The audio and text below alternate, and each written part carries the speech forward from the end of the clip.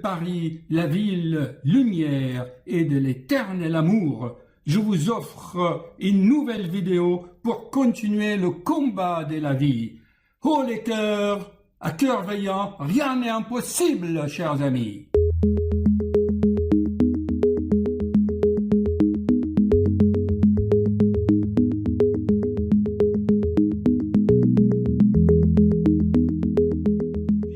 Mes recherches, tous vraiment sont du vécu, Alors, chers amis, bonjour. Normalement, je prends jamais de patients. Je regarde ici parce que venez par là. Je prends jamais de patients le samedi.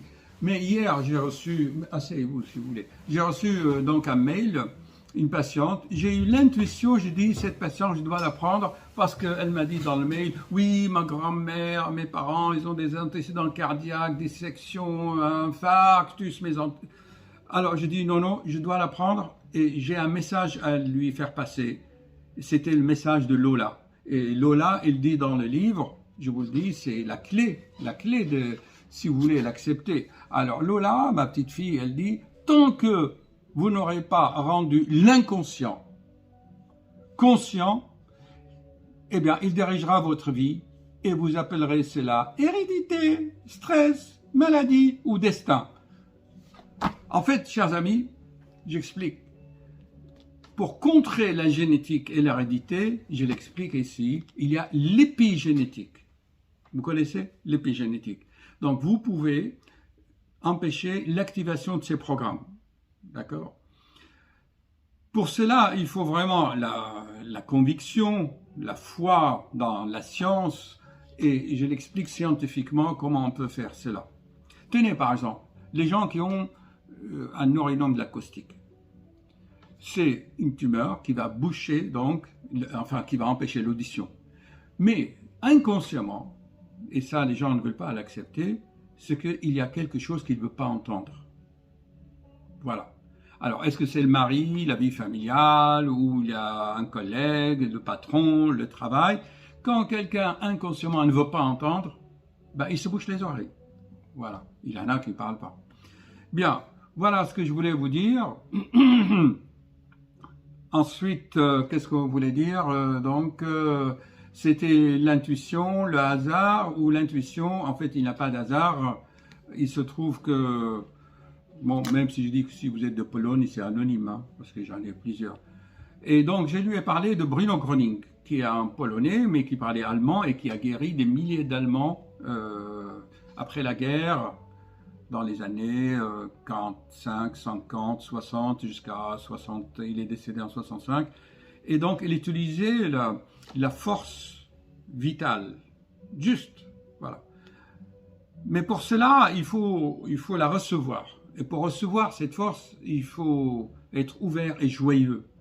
Bon, les gens qui s'habillent en noir, vous voyez, moi je suis habillé en noir parce qu'on m'a offert ça et je n'avais pas d'autre. Mais si vous regardez mon cabinet, méditez ici la fenêtre, voilà, il n'y a que des couleurs. Moi, j'aimerais que dès aujourd'hui, vous mettez des vêtements colorés en fonction des saisons, voilà. Et vous allez capter. Mettez des cristaux, par exemple, un bracelet ou une bague, même si ce n'est pas de l'émeraude de vrai, mais que des couleurs de cristaux, vous voyez, pour catalyser, diffracter la lumière. Et automatiquement, la chimie de votre sang va changer et les nerfs, la myéline va se reconstituer. Bourrez-vous d'oméga 3. Vous connaissez ça, les oméga 3. Mais en fait, c'est les nerfs qui se mettent à nu, n'est-ce pas? Voilà. C'est l'inconscient, ça. Bon, vous approfondissez tout ça et envoyez-moi un mail quand vous aurez lu les 60 premières pages. C'est la quintessence. Et je vous dirai des choses par mail. Voilà. Bon, merci. L'épigénétique contre la génétique. Soyez joyeux et ayez la conviction que la vie, il y a des lois de la vie. J'appelle la loi de la nature, la loi cosmique. Mais nous, les hommes, on les perturbe. Pourquoi? Parce qu'on a peur. Et en général, j'ai remarqué que dans les pays de l'Est, les gens ont peur parce qu'ils n'ont pas de conviction et que le communisme a déraciné. Par contre, en Pologne, vous êtes un pays vraiment très, très catholique. Hein. Mais c'est un catholicisme qui est plus porté vers la Vierge Marie et tout, et on a dévié sur de vrais chemins. Qu'est-ce que je voulais dire?